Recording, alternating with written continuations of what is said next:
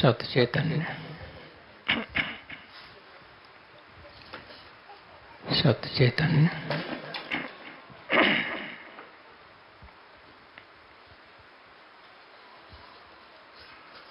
एक शब्द है, जन्म सफल तब होगा जब आत्म योग पूर्ण होगा। जीवन सफल तब होगा जब आत्म योग पूर्ण होगा। राह में तेरी कांटे बिछे हैं, उनको भी हटाना होगा।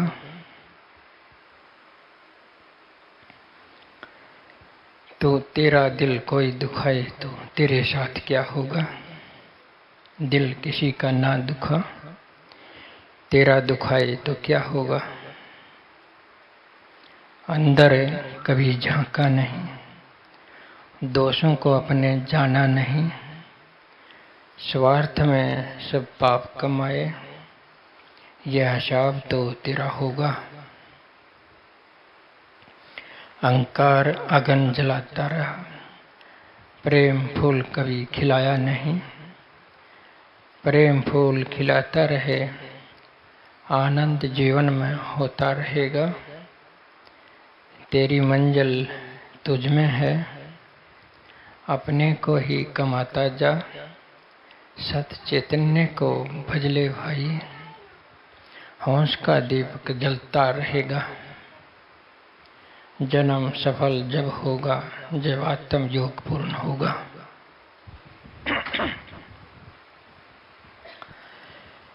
तो ये शब्द है, जन्म सफल होने की बात है। और ये किसके हाथ है। अपना सुधार खुद करना होगा, वो सुधर नहीं सकता। कितना जोर लगा लो, बल्कि विरोध कर देगा कि आया है सिखाने वाला, आया है सुधार करने वाला, हमें क्या कुछ पता नहीं है।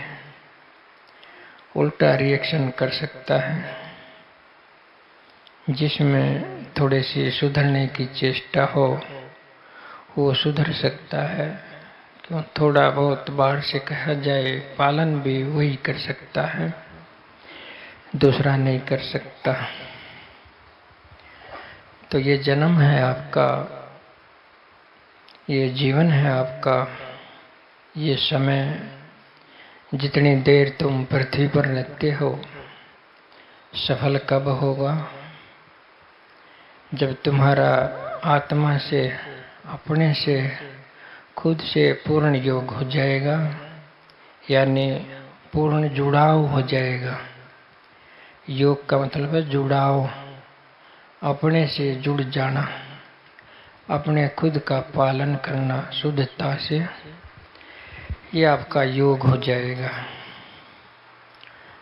तो आपका सबसे स्थायी, सबसे टिकाई जो मित्र है वो और कोई नहीं, वो आप हैं। जो दो दोस्त होते हैं वो एक दूसरे का पालन करते हैं, तभी तो वो दोस्त होते हैं। एक दोस्त दूसरे दोस्त का पालन ना करे, उसका कहीं न कहीं विरोध करता जाए, तो वो दोस्त नहीं हो सकते। तो तुम डबल हो अपने आप में, समझो तुम दो दोस्त हो। एक भीतर दोस्त है, एक तुम्हारा ऊपरी रूप है, एक ये दोस्त है। ये दो दोस्त हैं। अगर तुमने दोस्ती अपने आप से निभानी है तो अपने भीतर की दोस्त का पालन करना ही करना होगा। ना करोगे तो दोस्ती नहीं चल सकती, तुम्हारा सुधार नहीं हो सकता। तो अपने आप को कम से कम अपना दोस्त तो बना लो। बाहर का कोई दोस्त टिकाऊ नहीं है, कोई संबंध टिकाऊ नहीं है, कुछ भी टिकाऊ नहीं है बाहर का जो आपसे जुड़ा हुआ हो। लेकिन स्थायी अस्थाई फिर भी दोनों प्रकार का है। अस्थाई है इसलिए इसमें ज़्यादा तुम अपने आप को खो मत दो, जो स्थायी है उसमें ही खो दो। कोई कितना प्यारा है, कितना भी एक दूसरे के पालन करते हैं, एक दिन विदाई तो हो ही जाती है। कभी न कभी जीते जी हो जाती है, कभी मरने पर हो जाती है। तो कोई भी संबंध बाहर से टिकाऊ नहीं है। टिकाऊ संबंध है तो केवल ये है तुम्हारा तुम्हारी आत्मा से, तुम्हारा तुमसे टिकाऊ संबंध है। तुम कभी खो नहीं सकते अपने आप से, तुम सदा रहोगे। तुम अपने आप को खोना भी चाहो तो खो नहीं सकते। तुम सदा टिकाऊ हो, तुम टिकाऊ रहोगे। अपने आप को बस दोस्त बना लो, यानी कि अपने से योग कर लो, अपने को संभाल लो, अपने को नियंत्रित कर लो, अपने से एक हो जाओ। ये कोशिश करने से होगा। ऐसे नहीं होगा कि तुमने बातें सुन ली हैं और सुन के चले गए हो। एक एक चीज को तुमने लेना होगा। छोटे छोटे दोषों को अपने को पकड़ना होगा। अगर एक दोष को आपने पकड़ लिया, पहचान लिया और उसका अपने संयम के साथ, कंट्रोल के साथ सुधार कर लिया, तो और दोषों का भी कर लोगे। एक दिन आएगा कि तुम आत्म सिद्ध हो जाओगे। आत्म सिद्ध का क्या मतलब? अपनी आत्मा के अनुसार रहना, अपनी आत्मा में रहना, आत्मा का पालन करना, अपने शुद्ध स्वरूप को पा लेना, खुद का शुद्ध अनुसरण करने लग जाना। ये आत्म सिद्धता है। जब तक तुम अपना ही खुद का अनुसरण ना करोगे, पालन ना करोगे, तो आत्म सिद्धता आएगी कहाँ से? तो ये जन्म है, ये ना सोचो कि 50 साल जी लिए, 60 साल जी लिए, कि 70, 80, 100 साल जी लिए। इसका कोई अर्थ हो 20 साल का वही अर्थपूर्ण है। 80 साल, 70 साल कितने भी जी लो, अगर तुमने अपना सुधार नहीं किया तो ये जीना कति बेकार है। ये जीना ना हो तो कोई हर्ज नहीं है। समझते हो ना? ऐसे तो पशु पक्षी भी जीते हैं जैसे इंसान जीते हैं। क्या फर्क पड़ेगा? तुम 10 साल जी लो, 100 साल जी लो, हो तो वैसे के वैसे। जैसा तुमने जन्म लिया वैसे तुम जा रहे हो, बल्कि घट के जा रहे हो। जन्म लिया ये मुट्ठी बंद करके जाना, हाथ पसार। ये कहते ना, आए हो जब तो कुछ ले करके भी आए हो, लेकिन जीवन में इतने खो गए हो, विषयों में, संसार में इतने खो गए हो कि अपना जो ले करके आए थे वो भी खो गया। जाना हाथ पसार। आए थे मुट्ठी बंद है, जाना हाथ पसार। तो कुछ ना करोगे, कुछ भीतर की कमाई ना करोगे तो हाथ पसार ही जाना है। बस इतनी सोचना है कि तुम सत्संग में आते हो, अपना थोड़ा थोड़ा सुधार संकल्प के साथ कर लिया करो। अपना निर्णय करके देखो कि हम सत्संग में आते हैं कि हमारे अंदर कितना सुधार हुआ है। खुद के बारे में अपना निरीक्षण करो, अपना परीक्षण करो, अपने विचार का परीक्षण करो, अपनी आदतों का परीक्षण करो, अपने कर्म का परीक्षण करो। अपना जो कुछ भी है सब कुछ घटित होता है तुम्हारे अंदर। दिल का परीक्षण करो, मन का परीक्षण करो, उसको जांचो परखो कि उसमें कितना सुधार हुआ है। जांच सकते हो ना इतना तो? जैसे सारी चीजों को आप जांचने की कोशिश करते हो, ये कोशिश अपने ऊपर भी कर लिया करो कि हम कितने ठीक हैं, हम कितने गलत हैं। समझे इस बात ने? क्या नहीं परख सकते तुम अपने विचार को, अपने व्यवहार को? परख सकते हो। अगर कोई कमी दिखती है तो उसको आप ठीक कर लो। आप इंसान हो, चेतन हो, जैसे भी हो सके तुम उसको ठीक कर लो और कर सकते हो जो करना चाहो तो। इससे तुम्हारा जन्म सफल हो जाएगा। तो मेरा कहने का मतलब है, अपना आत्म योग करना ही होगा, अपना पालन करना ही होगा। आत्म योग पूरा जब होगा तो आपका जन्म कब सफल होगा क्या पहचान है? सही मैं बताऊं कि आपका जीवन सफल हो जाए, आपका जन्म सफल हो जाए, जब हो जाए जब तुमको पूर्णता मिल जाए। पूर्णता जब तक आपको नहीं मिलती जीवन में, समझो तुम्हें सफलता नहीं मिली है। भीतर से भी पूर्णता मिल जाए, बाहर से भी पूर्णता मिल जाए, दोनों तरह से तुम संतुष्ट और अपने आधार पर आ जाओ तो समझो आपका जीवन सफल हो गया। माना कि आपने बाहर की इतनी कमाई कर ली है, सारा धन दौलत इकट्ठा कर लिया है और भीतर आपने कुछ नहीं किया। कोई आपके अंदर आत्मा नहीं है, कोई आपके अंदर शांति नहीं है, कोई आपके अंदर संतोष नहीं है, लेकिन बाहर का सब धन दौलत है, भीतर आनंद नहीं। बाहर कितना भी धन दौलत है, इसमें आप सफलता मत समझें।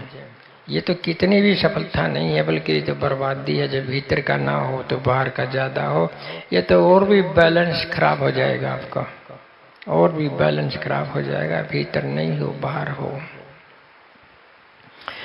तो बाहर नहीं हो भीतर हो, इसमें भी तुम्हारा बैलेंस खराब हो जाएगा। कि बाहर तो तुम्हारे पास टोटा है, पैसे नहीं है, कपड़े नहीं है, रोटी नहीं है, दवाइयों के लिए पैसे नहीं है, शिक्षा के लिए कुछ नहीं है। बाहर तो टोटा है, गरीबी है सारे के सारे, और अंदर से तुम कहते हम संतुष्ट हैं, शांत में आत्मा पाली है। ये भी अधूरापन है। तुमको भीतर से भी भरपूर होना चाहिए, बाहर से भी भरपूर होना चाहिए, तभी तुम समझोगे तुम्हारा जीवन सफल हो गया है। ना तो इससे पहले तुमने कोशिश करनी होगी सफलता के लिए, पूर्णता पाने के लिए। बाहरी जीवन को भी पूरा कर लो, भीतर के जो है जीवन को भी पूरा कर लो, बाहर के ज्ञान को भी पूरा कर लो, भीतर के ज्ञान को भी पूरा कर लो, बाहर की शक्ति को पूरा कर लो, अंदर की शक्ति को भी पूरा कर लो। तीनों तरह से आपको पूर्ण प्राप्त हो जाए तो समझो जीवन में सफलता हो गई। इससे पहले नहीं हो सकता। लेकिन पूर्ण बोध के लिए, पूर्ण जीवन के लिए, पूर्ण शक्ति के लिए, शक्ति का मतलब ये नहीं है स्वयं को कंट्रोल में रखना, स्वयं को संयम में रखना, अपने संतोष में रहना, अपने आप पे बना रहना, ये सबसे बड़ी शक्ति प्राप्ति है। समझे, किसी को नष्ट करने का मतलब शक्ति नहीं है। अपने आप को संयम में रखना, अपने आप को संयम रखना, अपने आप पर अपनी ताकत को, शक्ति को बरतना, ये शक्ति का मतलब है कि तुम अपने आप में ठीक से स्थायी टिकाऊ रह सकोगे। ऐसी समर्थ है, ऐसी ऊर्जा आपको मिल जाए। तो ये कब होगा? जब आपने अपना पूरा आत्म स्वरूप प्राप्त कर लिया हो। पूरा आत्म स्वरूप, पूरा आत्म स्वरूप का मेरा अर्थ है कि शरीर से लेकर आत्मा तक जितना भी तुम्हारा होना है, ये सारा तुम्हें मिल जाए, इसका सारे का तुमको बोध हो जाए, इसे सारे के द्वारा व्यवहार हो जाए, इसको जी सको, इसको बरत सको, इसके अंदर तुम ठहर जाओ। पूर्ण बोध, पूर्ण जीवन, पूर्ण ऊर्जा, ये तीनों चीज अगर आपको मिल गई तो बात बन गई। लेकिन ये कैसे प्राप्त होंगी? तुम समझते हो कि भीतर भीतर ठहर जाए तो हो जाएगी, नहीं। आपने अनुभव करना होगा, अपने भीतर जाना होगा। आपकी कई लेयर है। जैसे कुकड़ी होते हैं ना, कुकड़ी देखी होगी तुमने, उसके ऊपर बहुत सारे पापड़े से होते हैं। वो पापड़े से होते हैं, फिर भीतर जाओगे तो उसमें बाल से होते हैं, मुलायम मुलायम। तो एक एक पापड़ा उतारोगे, फिर पापड़ा उतारोगे, फिर पापड़ा उतारोगे, फिर वो मुलायम मुलायम से, सूक्ष्म सूक्ष्म से, जैसे तुम्हारा सूक्ष्म शरीर हो वो भी आएगा, फिर बाद में दाने आएंगे। समझते हो? ऐसा नहीं है कि दाने तुमको कुकड़ी तोड़ी दाने मिल गए। सारा काम करना होगा कि पापड़ा हटाना होगा, बार बार हटाना होगा, भीतर जाना होगा, खोजना होगा कि इन पापड़ों के भीतर क्या है। इन पापड़ों के नाम अगर मैं गिना दूं, तुम्हारे अपने जो पापड़े हैं कुकड़ी की तरह से, पहला पापड़ा तो है ये तुम्हारे शरीर का पापड़ा। इस शरीर के अंदर एक और ऊर्जा है जिसको प्राण बोलते हैं, प्राण ऊर्जा, एक वो भी पापड़ा है। शरीर में प्राण, प्राण के भीतर एक और पापड़ा है, वो थोड़ा सा और सूक्ष्म है, वो मन का पापड़ा है। शरीर, प्राण, मन, तीन पापड़े हो गए, तीन परत होगी आपकी। तो तीन परत होगी से एक और सूक्ष्म परत है, और भी भीतर जा करके मन से भीतर और जाओगे तो थोड़ी सी और भी एक परत है, उसका नाम है बुद्धि। बुद्धि मन से परे बुद्धि है, वो चिंतन करती है, विचार करती है, सारा विज्ञान उसी के अंदर आया है। एक और पापड़ा है बुद्धि से परे, एक और परत है। उस बुद्धि से परे एक बड़ा भयंकर पापड़ा है, वो अहंकार है। अहंकार का पापड़ा बुद्धि से परे रहता है।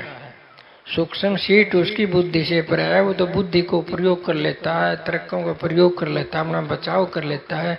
ये तुम्हारा जो है आकार, सूक्ष्म आकार है एक तरह से। उस सूक्ष्म आकार के रूप में ये अहंकार बैठा है बुद्धि से परे। ये एक पापड़ा एक और बुद्धि का, समझते हो। और बुद्धि से परे जो, हाँ, ये अहंकार का, बुद्धि से परे अहंकार का पापड़ा है। अहंकार से परे एक और सूक्ष्म है जो तुमको बहुत लुभाता है, वो तुमको आकर्षित करता है, वो तुमको लुभाता है। उसका नाम है आनंद, भीतर का आनंद, भीतर का सुख। जब तुम्हारा इकाई रूप शांत हो जाए, तुम अहंकार से परे चले जाओ, तो तुम्हारा अंदर का जो आनंद घटित होगा।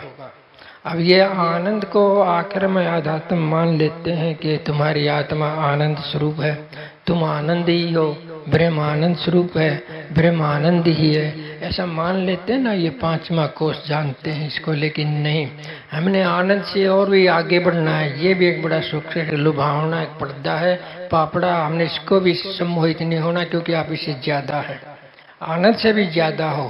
क्योंकि आनंद को जो बोध करता है वो आनंद से ऊपर होगा। आनंद को बोध करने वाला आनंद से ऊपर होगा, नीचे नहीं हो सकता। बोध करने वाला सदा ऊपर है। तो इस आनंद से पर एक और चीज आती है, उसका कोई आकार प्रकार नहीं है, लेकिन वो पापड़ा है। उसका कोई आकार प्रकार नहीं है, लेकिन वो पापड़ा है। फिर भी तुम खो नहीं जाते हो। किसी और शरीर में होते हैं जो अव्यक्त होता है, जो शरीर प्रकट नहीं होता है। ये बोध की बातें, अंदर जाओगे किसी तरह से बोध करोगे तो बोध हो सकती हैं। एक और अव्यक्त पापड़ा है, जैसे आपको दिखता है ये आकाश, आकाश आपको दिखता है, लेकिन आप इसको ऐसे स्पर्श से महसूस नहीं कर सकते, देखने से महसूस नहीं कर सकते, सुनने से महसूस नहीं कर सकते। जैसे ये आकाश है, फिर भी ये पर्दा तो है ही। क्यों, तुम ऊपर देखते हो, लीला लीला आसमान एक चादर सी दिखाई देती है, यहाँ ना दिखाई देती तो ऊपर आपको दिखाई देता है। ये है, समझते हो ना, चाहे आपको दिखाई ना देता हो, ये है। तो एक ऐसी चीज है परोक्ष प्रकृति, इसको हम आर्थिक कारण शरीर बोल सकते हैं। कारण शरीर जो प्रकट है, प्रकट प्रकृति है, उसको हम कारण शरीर बोल सकते हैं। स्थूल सूक्ष्म कारण, मतलब भीतर का और भी गहरा कारण जो शरीर है, उसका हम कारण शरीर बोल सकते हैं। अप्रत्यक्ष प्रकृति को, वो भी एक पापड़ा है, एक पर्दा है। आत्मा यहाँ नहीं है अभी भी, इससे और आगे है। लेकिन ये आकाश में एक और ऊर्जा है। इस आकाश में जो है प्रकट प्रकृति है, परोक्ष प्रकृति है, इसके अंदर एक ऊर्जा भी है। उस ऊर्जा का नाम आत्म शक्ति है। आत्म शक्ति वो भी एक पर्दा है। उस आत्म शक्ति का जो केंद्र है वो आत्मा है, समझते हो। उस आत्म शक्ति का जो केंद्र है उसका नाम आत्मा है। जैसे ये आकाश है, ये आकाश वैसे ही थोड़ा है, इसमें ऊर्जा है, समझते ना। इसमें ऊर्जा है, ये सूक्ष्म है, वो सूक्ष्म ऊर्जा है। जैसे तुम्हारा ये शरीर है, ये शरीर के अंदर प्राण है। अगर ये शरीर तुम्हारा जो है सूक्ष्म हो जाए, ना दिखे, तो इसमें जो ऊर्जा वो भी नहीं दिखेगी, वो भी नहीं दिखेगी, वो भी निराकार हो जाएगी। जैसे ये निराकार हुआ, तो उस निराकार के भीतर 9वें स्थान पर आपकी आत्मा का निवास है। 9वें स्थान पर 8 मंडल क्रॉस करके, शरीर का मंडल और ये प्राण का मंडल, मन का मंडल, बुद्धि का मंडल, अहंकार का मंडल, आनंद का मंडल, परोक्ष प्रकृति का मंडल, आत्म शक्ति का मंडल। 9वें स्थान पर तुम्हारी आत्मा बैठी है, समझते हो ना। कोई कहता है कि आज्ञा चक्कर में आत्मा का निवास है, कह देते ना आध्यात्म वाले कि आज्ञा चक्कर पर माथे में जो आत्मा यहाँ बैठी है, बैठी तो यहाँ है, लेकिन यहाँ से नहीं बैठी है, वो बहुत गहरे में बैठी है, बहुत अंदर बैठी है। जब तुम उस आत्मा के पास चले जाओगे, तुम आत्म बोध हो जाएगा। लेकिन मैं नहीं कहता कि अंदर जाओगे तो ये जो शरीर है, कि मन है, कि प्राण है, ये कोई दूसरी चीज है। जैसे आध्यात्म बोलते हैं ना, मैं शरीर भी नहीं हूँ, मैं प्राण भी नहीं हूँ, मैं बुद्धि भी नहीं हूँ, मैं अहंकार भी नहीं हूँ, मैं आनंद भी नहीं हूँ, मैं परोक्ष प्रकृति भी नहीं हूँ, मैं आत्म शक्ति भी नहीं हूँ, मैं तो केवल आत्मा हूँ, केवल आत्मा हूँ। ऐसा हमने नहीं मानना है, इसे द्वैत खड़ा हो जाएगा, इसे मायावाद खड़ा हो जाएगा। शरीर को मानो तुम, लेकिन इसको क्रॉस करो। ये आत्मा का है, ये आत्मा ही है ऊपरी रूप में, लेकिन ये आत्मा इससे और भी अधिक है। प्राण है, ये भी जो आत्मा का एक विस्तार है, लेकिन आत्मा फिर भी इससे अधिक है। ये सारे जितने परत हैं सारे आत्मा के विस्तार हैं, लेकिन आत्मा फिर भी इनसे अधिक है। समझते ना? इन पर्दों पर रुक ना जाना, इनका निषेध भी मत कर देना, इनको स्वीकार भी करना है और इनसे भीतर भी जाना है। तब तुमको पूर्ण स्वरूप प्राप्त होगा। जब पूर्ण तुमको ज्ञान प्राप्त होगा, पूर्ण जीवन प्राप्त होगा, पूर्ण ऊर्जा प्राप्त होगी। तो इस जन्म में ऐसा तो मिल गया तो आपका जन्म सफल हो गया।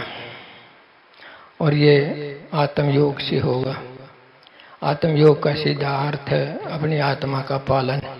जैसी तुम्हारी अंतरात्मा बोलती है उसका पालन करो।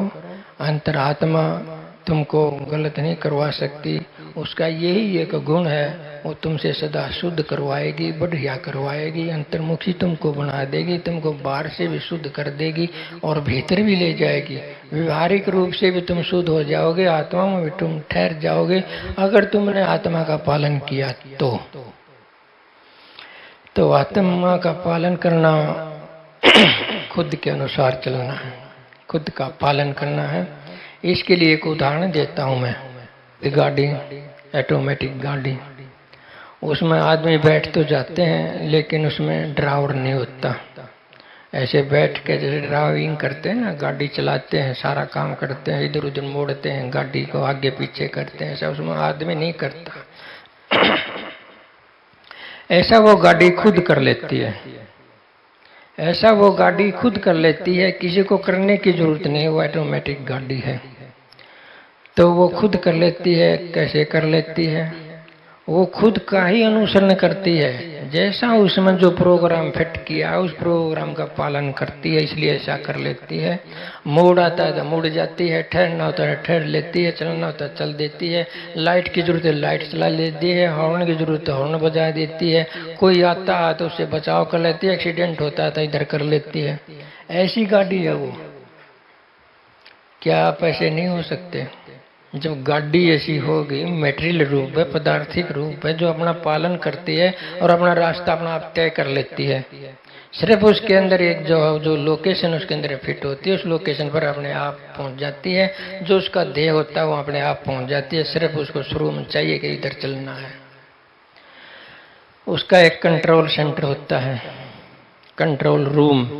भीतर एक कंट्रोल रूम होता है, उसमें सेंसर होते हैं, समझे ना? उसके अंदर बाहर की चीजें स्पर्श करते हैं, बाहर की परिस्थितियां उसको स्पर्श करती हैं, टच करते हैं। जैसे आगे से गाड़ी आ रही है वो उसको टच करती है, जो सूक्ष्म रूप से वहाँ जो सेंसर है वहाँ पर उसको टच करती है। बाहर से आती गाड़ी, प्रकट गाड़ी, जो कंट्रोल रूम में संदेश पहुँच जाता है। जो कंट्रोल रूम में पहुँच जाता है, स्पर्श होता है, उस स्पर्श के अनुसार वो निर्देश करती है अपनी गाड़ी को।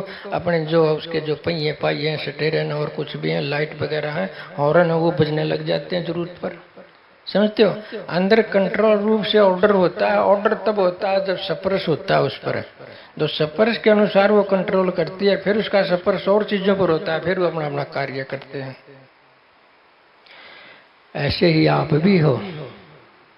ये तो एक उदाहरण देता हूँ, जो एक गाड़ी के रूप में प्रकट करके दिखा दिया, जो अपने आप चल सकती है। क्या तुम नहीं चल सकते? चल सकते हो तुम। तुम्हारे अंदर भी एक कंट्रोल रूम है, तुम्हारे अंदर भी एक आत्मा बैठी है, चेतन आत्मा बैठी है। सब कुछ के ऊपर जाके टकराता, स्पर्श होते हैं, बोध होते हैं, उसके अनुसार तुम्हें गति देती है। वो तुम उनका पालन करते हो तो ठीक गति हो जाती है, ना करते तो उसका विरोध हो जाता है। अगर गाड़ी के अंदर जो सेंसर काम कर रहा है उसका कोई पालन ना करे तो गाड़ी का एक्सीडेंट हो जाएगा। कंट्रोल रूम कहता है कि इधर मुड़ना है, जिसको कहता है इधर मुड़ना, अगर वो नहीं माने तो एक्सीडेंट हो जाएगा। समझते हो ना? तुम्हारी आत्मा तुम्हारे मन को करती है कि ऐसा नहीं करना, और तुम कर लेते हो तो एक्सीडेंट तो होगा, क्योंकि रेड लाइन है। वो रेड लाइन है, उसको देखना होगा। हरी लाइन है, उसको देखना होगा। हरी लाइन का मतलब लाइन सफा है, रेड लाइन का मतलब ठहर जाओ, रुक जाओ, कुछ ब्रेक लगा लो अपना। तो ये भीतर की जो चीजें हैं आप इनका पालन करो तो आप ऐसे ही हो जैसे ऑटोमेटिक गाड़ी है, वो अपने आप चल लेती है। यहाँ से आकर कहता है दिल्ली जाना है, दिल्ली पहुंच जाएगी, उसमें आराम से बैठा हुआ चला जाएगा ड्राइवर। तो ये तो आप भी हो सकते हो। मेरा कहने का मतलब है आत्म योग इसी का नाम है। तुम अगर अपना पालन ठीक से करोगे तो अपने ध्येय पर पहुंच जाओगे, कोई दिक्कत नहीं है। दिक्कत है तो अपने आप को नए पालन करने की है। अपना पालन कर लो तो आप अपने रास्ते पर पहुंच जाओगे, किसी की जरूरत नहीं है। समझे इस बात को? तो ये मत समझना, लेकिन जैसे वो ऑटोमेटिक गाड़ी है, उसके पीछे चेतन नहीं है, उसके पास है चेतन खड़ा है जी, आदमी ने तो ही बनाई है वो, उसके अंदर चेतन खड़ा है, पीछे खड़ा है, उसके अंदर बैठा है, वो फिर भी उसके अनुसार चल रही है। लेकिन बाहर का जो एग्जाम्पल दिया मैंने, जो ऑटोमेटिक गाड़ी, उसको नहीं पता कि तेरे को कोई और भी चला रहा है, उसको सिर्फ चलना है। चलने से मतलब है ऐसा तुम भी चल सकते हो। तो जो ऑटोमेटिकिज्म है और चेतनता, इनको अलग अलग नहीं किया जा सकता। चाहे कैसा भी ऑटोमेटिकिज्म है, उसके पीछे जो है चेतना भी होती है। अगर चेतना पीछे से हट जाए तो एक्सीडेंट हो जाएगा। लेकिन चेतना का जो प्रतिरूप है, उस गाड़ी में भर दिया है, प्रोग्राम भर के चेतन ने अपना ही रूप उसके अंदर। जब तक तुम अपना प्रकाश अपने आप को ना बनाओगे, तुम कैसे चलोगे? तुम अपने को अपना प्रकाश नहीं बनाओगे, तुम अपने को अपना दीप ना बनाओगे तो कैसे चलोगे? नहीं चल सकते ना। दूसरे का प्रकाश क्या पता कब बुझ जाए। दूसरे के प्रकाश पर आधारित मत हो जाना। अगर कोई ऐसा गुरु है कि कुछ और है कि जो तुम अपने ऊपर पूरी तरह से आश्रित कर लेता है कि मेरे प्रकाश के बगैर तुम नहीं चल सकते, अगर वो प्रकाश कभी बुझ गया तो, वो गुरु चोला छोड़ गया तो तुम्हारा क्या होगा? तुम्हारा प्रकाश कहाँ जाएगा? तुम तो अंधेरे जाओगे। तो कुछ न कुछ ऐसा है कि तुम्हें अपना प्रकाश रखना चाहिए। गुरु के साथ हो लो कोई बात नहीं है, इसलिए ना हो कि तुम अपने प्रकाश को ही ना खोजो। अपने प्रकाश को खोजते रहो। अगर गुरु का सहारा ही लेना है तो इसलिए ले लो कि तुम अपना प्रकाश खोज लो। अगर इसलिए तुमने सहारा ले लिया कि गुरु के प्रकाश से काम चल जाएगा, ये गलत हो जाएगा। न जाने प्रकाश कब ओझल हो जाए। अपना आधार तो पकड़ना होगा, आत्म योग तो पकड़ना होगा। एक कहानी मैंने सुनी कि दो मित्र थे और उन्होंने रात को यात्रा करनी थी। उन्होंने एक जंगल के थ्रू एक जंगल क्रॉस करना था। उन्होंने दो मित्र थे। एक मित्र के पास लालटेन थी, एक मित्र के पास नहीं थी। तो जो लालटेन वाला था वो कहता था कोई बात नहीं, तू मेरी लालटेन के प्रकाश में चल, कि तेरे को किसी प्रकाश की लालटेन की जरूरत नहीं है, लालटेन काफी है मेरे पास से, चले जाएंगे दोनों, तूने क्या जरूरत है लालटेन की? तो उसकी मान गए, अपने पर आश्रित कर लिया। तो धीरे धीरे आधी रात हो गई, चलते चलते जो लालटेन वाला मित्र था उसको हार्ट अटैक आ गया। हार्ट अटैक आ गया तो मर गया तो लालटेन भी साथ में बुझ गई उसकी। अब वो क्या हुआ? अब पता चला उसको कि ठीक है मेरे पास भी लालटेन होती तो आज मेरी ये दुर्दशा नहीं होती, इस अंधकार में विचलित नहीं होता, इस भ्रम में विचल न जाता। अगर मेरी भी लालटेन मेरे पास होती, इसकी लालटेन है ठीक अच्छी है, मेरी भी लालटेन हो जाए तो और भी अच्छा है। तो काम तो आपकी अपनी लालटेन आएगी, अपनी दृष्टि आएगी, चाहे तुम मानो चाहे ना मानो। इसने चाहे तुम गुरु का खंडन मान लो चाहे गुरु का मंडन मान लो, ये तुम्हारी मर्जी है। लेकिन मैं गुरुवाद का तो जो है खंडन करता ही हूँ, गुरु का खंडन नहीं करता। इसमें गुरु का खंडन मत मान लेना। इसमें गुरुवाद का खंडन है जब वो गुरु ने कहता है कि मेरे आश्रय के बगैर तुम चल नहीं सकते, मेरी रोशनी के बगैर चल नहीं सकते, तुम्हारी अपनी कोई रोशनी नहीं है। इस बात को मैं बार बार कहता हूँ, इसको आप समझा करो, इसको आप विचार करा करो। तुम्हें अपनी आंख की भी जरूरत है चलने के लिए।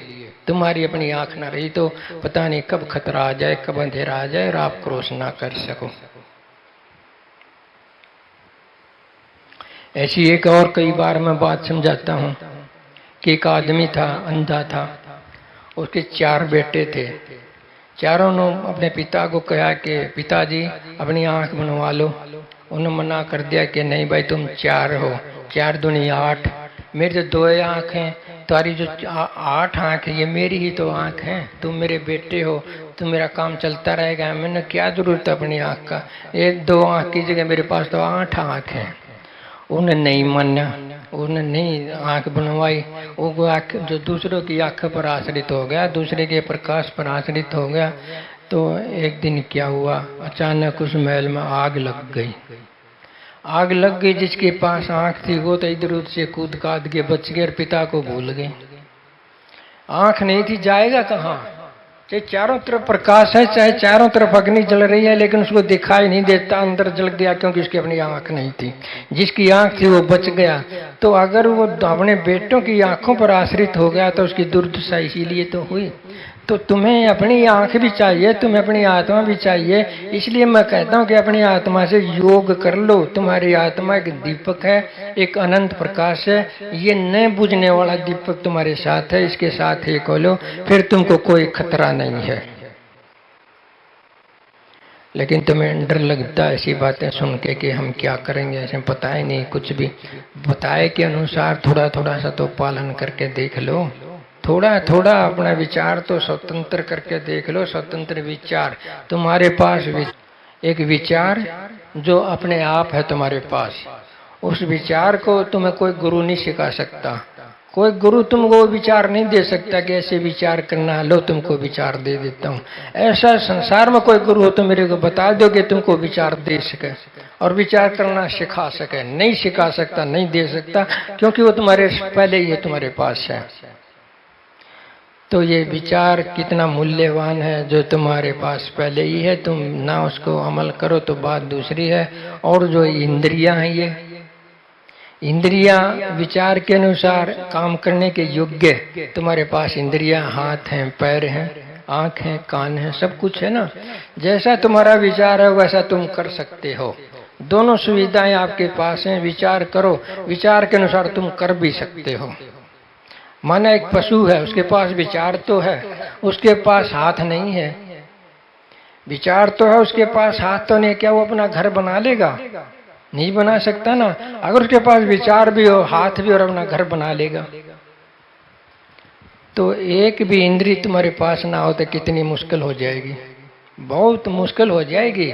तो एक इंद्री, एक हाथ मेरे पास नहीं है, और मैं कहूं कि गुरु के पास जाकर के मेरा एक हाथ दे दे देंगे वो हाथ। मेरी एक टांग दे देंगे वो हाथ। आंख, हाथ है, टांग दे सकते हैं क्या?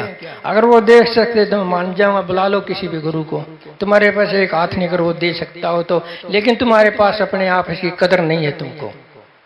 तुम मांगते हो कहीं और से जाकर, मांगते मत बनो। सब कुछ तुम्हारे पास है, तुम परम धनी हो, तुम्हारे पास सब कुछ है। लेकिन तुम जानते नहीं, तुम्हें अक्षमता नहीं है कि हमारे पास सब कुछ है। थोड़ा विचार करो तो तुम्हारे पास सब कुछ है। तुम पूरा अस्तित्व हो, पूरे अस्तित्व की तुम एक धड़कन हो।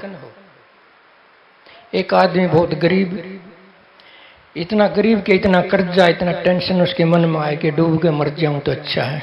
आता ना कई लोगों को कि अच्छा कर्जा हो जाए, नहीं उतारा जाए, बेइज्जती होने लगे, बच्चे दुखी हुए, बुरा हाल हो जाए तो समझे कि कुएं में डूब कर मर जाऊं, कि जल के मर जाऊं, कि कुछ कर लूं। इसी प्रकार एक आदमी था, उसने मान लिया कि मैं बहुत गरीब हूं, मेरा कोई भी हाल नहीं हो सकता, मेरा कोई समाधान नहीं है, इससे अच्छा तो मैं मर जाऊं। वो आत्म योग को भूला हुआ है, अपने आप को भूला हुआ है। अगर अपने आप को याद रखता हो तो गरीब क्यों होगा? गरीब नहीं हो सकता, कुछ प्रयास कर सकता, कुछ कोशिश करता, कोई रास्ता निकाल सकता है, विचार कर सकता है। तो वो कुएं की कोठी पर जा ठहरा, मरने के लिए तैयार था। इधर से एक फकीर आ गया, देख लिया कि ये आदमी मरने जा रहा है, मरने को है। उसने दूर से आवाज लगा दी, भाई ठहर जा, मैं आ रहा हूँ, मरे मत। वो ठहर गया, उसके कहने से ठहर गया। तो कहने लगा क्यों मरता है? कि मैं बहुत गरीब हूँ, मेरे पास कुछ नहीं है, मैं बहुत निर्धन हूँ, बहुत बड़ा निर्धन हूँ। कहने लगा मेरी एक बात मान ले, बाद में मर जाना। कि कौन सी बात? कि यहाँ एक राजा है, उसको सुंदर सुंदर चीजें खरीदने का बहुत शौक है, कितनी भी महंगी हों वो उसको शौक है। उस राजा के पास मैं तेरे को ले चलता हूँ। कहेगा क्या मतलब? कि मतलब का तो वही पता चलेगा क्या मतलब। तो जो आदमी था उसकी आंखें बहुत सुंदर थी, मोटी मोटी सुंदर सुंदर आंखें थी, बिल्कुल सफेद सफेद, अंदर भी काला काला, अंदर से मोतिया, बहुत सफेद सफेद। तो उसको जो मोटी मोटी आंखें थी बड़ी सुंदर थी। राजा ने जाके देखा, उसको आंखें पसंद आ गई उसको। कहने लगा भाई ये आंखें चाहिए मेरे को। तो उस गरीब आदमी को कहने लगा ये आंखें चाहिए। तो जो फकीर था कहने लगा दे दे भाई आंख, क्या बात है, मरना तो है, थोड़ी देर बाद आंख दे दे। कि आंख तो ना दी जा। आंख कैसे दो, जब तो जीवित था ना, वो जीवित आंख कैसे दे? वो मरण की तो बना ली, लेकिन जिंदे रहे एक आंख नहीं दे सकता, मरण की ठान सके। ये विचार की कमी है। तो उसने कहा कि भाई तू कुछ मोल ले ले। कि मोल तो बताओ कितना देना है? कि 5 करोड़ दे दूंगा, तो 5 करोड़ में तो आंख ना दी जा। 10 करोड़ दे दूंगा, 10 करोड़ में भी आंख ना दी जा। आप दे दोगे आंख मेरे को? कोई जा बता दो, कोई आंख दे सकता हो तो अपना कान दे सकता हो, आंख दे सकता हो, नाक दे सकता हो, जीभ दे सकता हो, गले में सारा होगा। कह लगा महाराज कुछ भी मोल लगाओ, मैं आंख नहीं दे सकता। वो फकीर ने देखा, तूने कहा था मैं गरीब हूं, तू कह रहा था कि मैं गरीब हूं, तेरी एक आंख की कितनी कीमत है, तेरे पूरे होने की कितनी कीमत होगी? कोई अनंत नहीं है कि इस तेरी जितनी कीमत है। तू कोशिश कर, अपना बचाव कर, कार्य कर, विचार कर, सारा काम ठीक हो जाएगा। तेरे पास वो साधन है जिनका कोई मोल नहीं है। तो उस आदमी की आंख खुल गई कि मैं तो गरीब नहीं, मैं तो अमीर हूं। आप उदास हो जाते हैं ना, इतना सोच लिया अगर हमारा विचार है हमारे पास, इंद्रिया हमारे पास, आंख हमारे पास, कान हमारे पास, तुम किससे कम हो?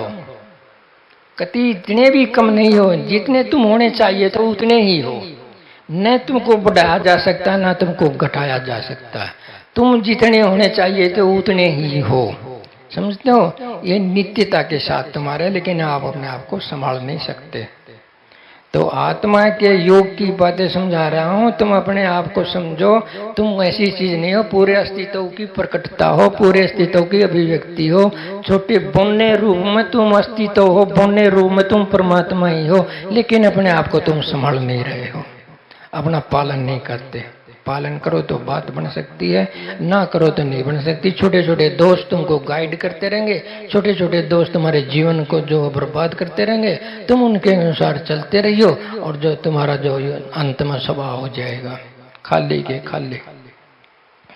कहने का मतलब थोड़ा सा अपना निरीक्षण करके, अब छोटी मोटी कमियां होती उन्हें ठीक कर लो। छोटी सी कमी पूरी गति रोक सकती है। ये हमारी गाड़ी है, इसकी तेल की नली काम ना करे तो पूरी गाड़ी ठप हो जाएगी। समझते हो?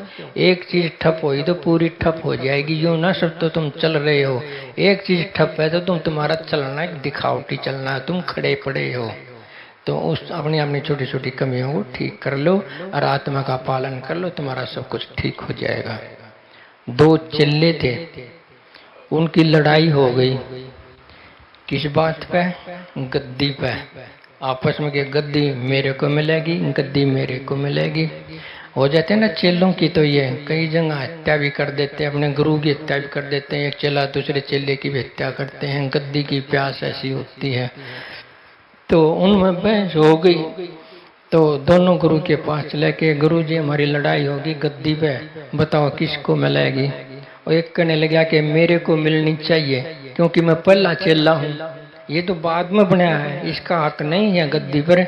जो जो बाद में बनाया उसका हक नहीं, जो पहले बनाया उसका हक है। उन्होंने अपने तर्क दे दिए कि मैं पहले चेला बनाया तो गद्दी पे मेरा हक है। गुण को तो कुछ जानता ही नहीं कि मेरे गुण भी है कि नहीं है। जो 100 साल पहले बना और गुण ना हो थोड़ा सा भी, उसको गद्दी मिल जाएगी। तो टाइम का महत्व जब ऐसे थोड़ा से पहले बना और गुण आ गया तो उसको मिल जाएगी। तो टाइम की बात बता रहा, जन्म सफल जब होगा जब गुण होगा। अगर जन्म सफल नहीं होगा जब तक गुण नहीं होगा। तो गुरु कहने लगा कि भाई मैं तो परीक्षा लूंगा।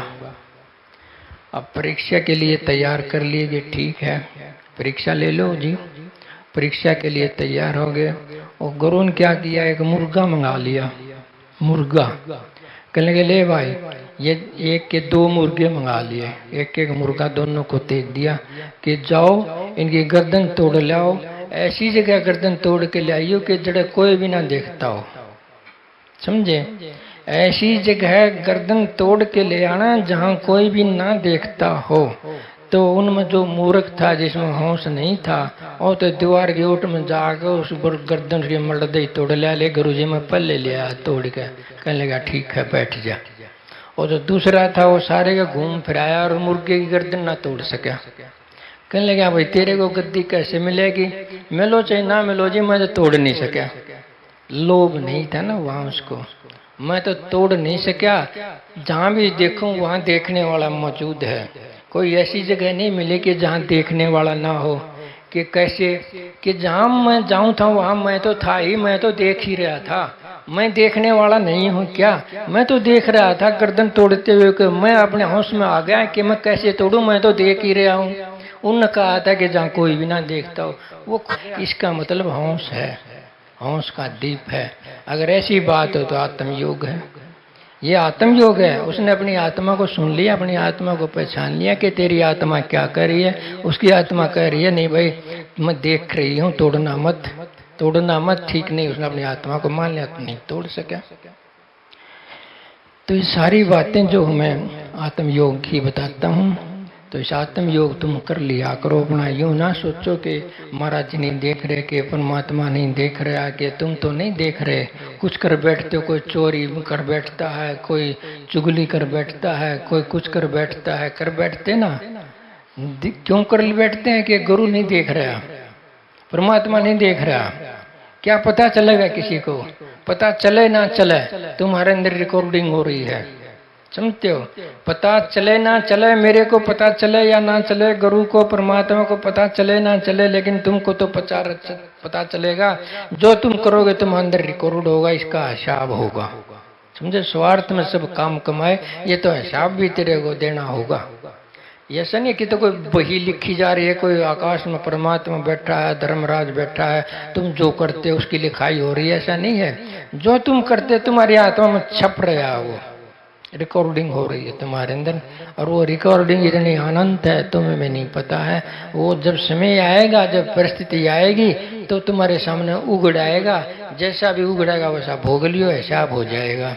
बुरा उगड़ाया तो बुरा काम हो जाएगा, अच्छा उगड़ाया तो अच्छा हो जाएगा। ये तुम्हारा हिसाब हो जाएगा। स्वार्थ में पाप पूप ना किया करो। सभी जगह तुम हो, सभी जगह परमात्मा, सभी जगह रिकॉर्डिंग हो रही है, ध्यान रखा करो। समझे? कम से कम समझ से ना तो डर के कर लिया करो। समझ से ना तो डर के कर लो कि हिसाब होगा। ये तो डरने वाली बात है, लेकिन समझ से करोगे कि बुरा करना नहीं चाहिए, किसी को दुख होगा। यही बात बना लो, किसी को दुख होगा, बुरा मत करो। राह में तेरे कांटे बिछे हैं, राह में तेरी कांटे बिछे हैं, रास्ता से उनको भी हटाना होगा।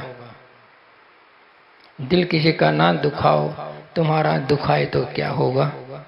किसी का दिल ना दुखाओ, किसी का तुम दुखाओगे तो कोई बात नहीं, तुम्हें कुछ नहीं लगता। अगर कोई तुम्हारा दुखा दे तो क्या होगा? हो जाएगा ना उल्टा काम किए तो बहुत उल्टा काम होया। लेकिन ऐसा उल्टा काम दूसरे के साथ कर देते हो जो अपने साथ नहीं चाहते। तो अपने साथ नहीं चाहते तो दूसरे से ही प्रेम करो, वो भी प्रेम करेगा। मैं नमस्ते करूंगा तो दूसरा भी नमस्ते जरूर करेगा। ठीक है ना? अच्छा तो अच्छा पालोगे, बुरा करोगे तो बुरा पालोगे। अब ना तो फिर पालोगे। चाहे लुक कर लो, छुप कर लो, प्रकट कर लो, कुछ भी कर लो, वो तुम्हारे अंदर लिखा जा रहा है। इतनी लंबी रील है तुम्हारे अंदर, वो कभी भर नहीं सकती। तुम्हारा जो डीएनए है ना, डीएनए के शरीर का सूक्ष्म से सूक्ष्म सेल होते हैं, जो सूक्ष्म से सूक्ष्म वो दिखाई नहीं देते। वो 2.5 ग्राम में संसार का जो ब्रह्मांड का जितना रूप है, जितनी जानकारी है, उस 2.5 ग्राम की चिप बना दे, उसमें समा जाएगा सब कुछ, फिर भी खाली रहेगी। तुम्हारे इतनी अक्षमता है, तुम इतने खाली हो कि तुम जिंदे रहो, कितने अनंत जन्मों से जिंदे रहो, चाहे अनंत समय के लिए जिंदे रहोगे तो भी वो चिप तुम्हारी खाली रहेगी, उन्हें रिकॉर्डिंग होती रहेगी। और समय परिस्थिति आएगा तो वो प्रकट होगी। परिस्थिति के बगैर प्रकट नहीं होती है। जैसे कुत्ता सड़क पार करता है, सड़क पार करने से पहले वो इधर उधर नहीं देखता है। जब सड़क आती है तो तब इधर उधर देखता। अगर कोई व्हीकल आता है तो रुक जाता है। क्यों देखा उसने ऐसा? सड़क के पास आते ही यहाँ क्यों नहीं देखा मैदान में? क्योंकि वो सड़क परिस्थिति आ गई, मैंने क्रॉस करना, और यहाँ व्हीकल चलते हैं, व्हीकल चलते हैं तो समर्थी उगड़ाई के यहाँ व्हीकल चलते हैं, एक्सीडेंट हो सकता है, तो मर सकता है। तो परिस्थिति आने पर जो हम अंदर जमा है, जो याद हमारे अंदर है, परिस्थिति आते ही उगड़ेगी। जैसे हम खेत में बीज बीज देते हैं, जैसे शामक का बीज है, सर्दी जाओ कुछ जाओ जमा भी वो नहीं जाम सकता जब तक मौसम नहीं आएगा। परिस्थिति आएगी तो तुम्हारे अच्छे बुरे कर्म तुम्हारे सामने आ जाएंगे, तुम रोक नहीं सकते। इसलिए संभल के कर्म कर लिया करो, संभल के विचार कर लिया करो, आत्मा का पालन कर लिया करो, तुम निहाल हो जाओगे, तुम्हारा जन्म सफल हो जाएगा। तेरे राह में कांटे बिछे हैं, इनको भी हटाना होगा। तो बहन ने तक और जान दे इसने। अच्छा भाई तो सुन रहा, कोई बात नहीं। तो कांटे तो 4 हैं बस, ज्यादा नहीं है। उन 4 के बहुत ज्यादा बन जाते हैं। फिर उन 4 को चुक दो ना, तुम्हारा जो आध्यात्मिक जीवन सफल हो जाएगा। 4 में पहला तो है बाहरी विरोध। घर में कोई तुम्हारा विरोध करे, समाज में कोई तुम्हारा विरोध करे, कोई चाचा ताऊ पत्नी पति भाई कुछ भी करे, तुम्हारा विरोध करे सत्संग जाने से भजन करने से, ये तो एक बाहरी विरोध हो गया ना। एक और एक विरोध है। इस विरोध को भी तुमने मतलब नजर से दूर करना होगा, तुमने इससे अलग होना होगा, किसी प्रकार से भी अपनी स्थिति लेनी होगी, अपना मोर्चा संभालना होगा। अपना मोर्चा जब तक नहीं संभालोगे तो ये विरोधी तुम्हें भजन नहीं करने देंगे। इनका अपना देख लो, तुम जैसी परिस्थिति जैसी हालात हो, इन कांटों को तुम जो है नजर में ना लाया करो, इन पर गौर ना किया करो, इनको अनदेखा कर दो तो बात बन जाएगी। समझते हैं? कुछ भी हालात हो सकते, घर में बेटा के बेटी की और अन्य कोई चीज होती जो तुम्हारे भजन में अड़चन करें, उनको अनदेखा कर दो, बस हो गए कांटे साफ। और क्या कर सको तुम? लड़ सकोगे, मार सकोगे, पीट सकोगे, गाली दे सकोगे, भाग सको, इतना कर सको तुम अनदेखा कर दो बस। बहुत सरल सीधा काम। अनदेखा करना आसान काम नहीं है, लेकिन अभ्यास करो अनदेखा करने का। एक बार अनदेखा कर दिया तो तुम्हें पता चल जाएगा कि अनदेखे करने में कितना फायदा है। अनदेखा करते चले जाओगे, अनदेखे हो जाएंगे, कांटे तुम्हारे जो खत्म हो जाएंगे, बाहरी जो विरोध कर कांटे हैं। अब तुम्हारे अपने निजी कांटे हैं। पहला कांटा है तुम्हारा अपना सुख का कांटा। सुख कंफर्ट जोन, सुख भजन नहीं करने देता, सुख सेवा में नहीं जाने देता, सुख सत्संग में नहीं जाने देता, सुख अच्छे काम में शामिल नहीं होने देता। वो कहता है क्या करेंगे, ये अपना सुख है, आनंद से अपने घर में निवास करता है, चाहे साहित्य में सत्संग होता हो, चाहे प्रवचन होता हो, चाहे कुछ भी होता हो। जो सत्संग में आने वाले है ना वो भी सुख भोगी हो जाते हैं। कौन छोटे घर में पंखे चल रहे हैं, एसी चल रही है, सारा सामान ठीक ठाक है, सब परिस्थिति के अनुसार है, बड़ा आनंद अपने घर में रहने से। वहाँ तो पता नहीं प्रतिकूल परिस्थितियाँ आ जाएंगी, कूलर चलेगा कि नहीं, पंखा चलेगा कि नहीं, स्नान घर मिलेगा कि नहीं, खाना ठीक मिलेगा का नहीं, सोने की जगह ठीक मिलेगी कि नहीं। जो सत्संगी इस बात को लेकर अपने घर में रह जाते हैं, सुख भोगी, कंफर्ट जोन, ये बड़ी बाधा है। कंफर्ट जोन की यानी सुख की, सुख छोड़ के आदमी राजी नहीं है। एक बार मैं बस में चढ़ा, पहले बस में जाना हुआ करता था, बस में सभी अपनी सीट पर बैठे, तो सब फुल, बिल्कुल फुल, सब अपनी सीटों पर बैठे। मैं भी सीट बस में चढ़ा। जो विश्वास करता था परमात्मा में, बाणे में, तो उसने तो नमस्ते कर लिए, लेकिन नमस्ते कर लिए, सीट ना छोड़े कि आजा बैठ जा महाराज जी, सीट ना छोड़े। क्यों? सीट छोड़े तो सुख गया, सुख भोगी। सुख के बदले में नमस्ते तो कर दिया, लेकिन उसको बैठने को जगह ना दी। ऐसे ही अगर तुम्हारे अंदर सुख रहा कर दिया ना, तुम सत्संग में आ नहीं सकते, तुम सुख के भोगी होगे, घरों में ही रह जाओगे, वहीं अपना आराम से रहने की कोशिश करो। एक है ना ये कांटा बड़ा है ना, जिसको वैराग हो तो रुक नहीं सकता, और जो काम चलाओ सत्संग में आता वो रुक जाएगा, क्योंकि वो सुख का भोगे, उसे सुख चाहिए, उसे परमात्मा नहीं चाहिए। उसका परमात्मा तो उसका सुख है। बस सुख छोड़ के कौन राजी है? तुम्हारे अंदर से कोई सुख छोड़ के राजी? आता तो होगा कभी मन में, कोई बात नहीं, आड़े टीवी में सत्संग आता है यहीं सुन लेंगे, फोन में सत्संग आता है यहीं सुन लेंगे, बिस्तर पर लोटे लोटे पंखे तरह लोटे लोटे सुन लेंगे, वहां जाकर क्या फायदा? अरे यहाँ तक ऊर्जा का प्रवाह है, आपस में मेल जोल है, सारी चीजें हैं, वहाँ क्या है? तुम अकेले सुन रहे हो नीरस रूप से। वहाँ तो न तो कोई महाराज जी है, एक तस्वीर है, एक मॉडल है, एक चिप में कार्य चल रहा है, उसको सुन लेते हो, उसके आगे तुम हंस लेते हो, रो भी लेते हो। वो तो माया जैसा खेल है, उस माया जैसे खेल में तुम रह लेते हो। सुनना अलग बात है, आकर के यहाँ सेवा भी करोगे, आपस में बतलाओगे, भोजन बनाओगे, आपस में एक दूसरे को दोगे, या तो प्रेम बढ़ेगा। वहाँ प्रेम कहाँ से आएगा? सुख में नहीं आ सकता ना। तो सुख एक कांटा है, इसको निकाल दो तुम। तुम्हारे आध्यात्मिक रास्ते में सुख एक बड़ा कांटा है, सुख। तीसरा है आलस। आलस, शाम को तुम सोए हो, सुबह 4 बजे उठ के भजन करना है। शाम ने तो तुम संकल्प ले लिया है और तुमने अलार्म भी भर के रख लिया है 4 बजे, और सराहने रख लिया है। सराहना इसलिए रख लिया है कि ये बोलेगा तो इसको हाथ भी मार सकूं। जाप्ता भी सुबह शाम को ही कर लिया और संकल्प भी शाम को ही कर लिया है कि सुबह उठूंगा, और ये भी व्यवस्था कर ली है सुबह नहीं उठूंगा। दोनों काम इकट्ठे करके सोते हो, ये आलस है। ये भीतर भीतर आलस काम करता है। तुम मान लिया कि अलार्म भर लिया है, अलार्म 4 बजे बोल गया है और तुम्हारा सुन गया है, लेकिन साइड में रखा है। तुम जो बटन का उंगली लगा दोगे, अलार्म को बंद कर दोगे, उठोगे नहीं। समझते हो ना कि 10 मिनट बाद उठ लूंगा, कि 15 मिनट बाद उठ लूंगा। जब उठोगे तो सूरज चिढ़ा में लगा, गया भजन का टाइम। आलस बहुत बड़ा दुश्मन है आध्यात्मिक आदमी का, इससे बड़ा दुश्मन कोई नहीं है आध्यात्मिक आदमी का। आलस जिसके जीवन में आ गया, उसको बोध हो नहीं सकता, उसको ज्ञान हो नहीं सकता। वो इस तरह ही कल पर छोड़ता चला जाएगा। कल पर छोड़ दिया और कल पर छोड़ दिया, फिर कल पर छोड़ दिया, और कल खत्म होगा तो अगले जन्म पर छोड़ दिया। कोई ना अगले जन्म में कर लेंगे। ये आलस है, ये बड़ा कांटा है एक ध्यानी के रास्ते में, एक सत्संग के रास्ते में। आलस के कांटे को निकाल दो। बाहरी कांटों की बात नहीं कहते, ये तो तुम्हारे अंदर ही खड़ी ये सूल। इन सूलों को तुम अपनियों को निकाल लो किसी तरह से। आलस की बात आ गई समझ में कि आलस बड़ा खतरनाक है। इस आलस से अगर तुम नहीं ऊपर उठ सकते, काम है, क्रोध है, लोभ है, मोह है, अहंकार से, ये भी कांटे कहते हैं ना।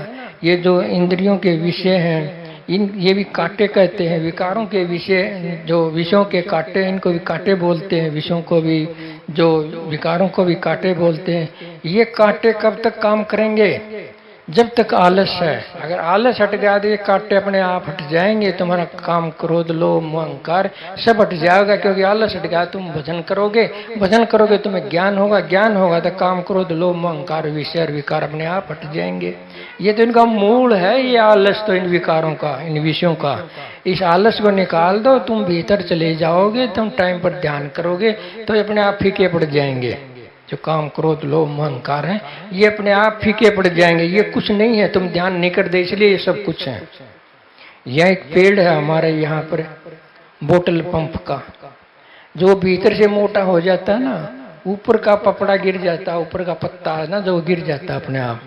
जब भीतर से वो मोटा ना हो, भीतर से ऊर्जा ग्रहण ना करे, तो ऊपर जो उसका जो पत्ता है वो नहीं गिरेगा, उसको चिपका रहेगा। अगर भीतर से ऊर्जा ग्रहण करके, जमीन से ग्रहण करके अगर वो मोटा हो जाता है, उस पर जो पत्ता अपने आप फिसल जाता है।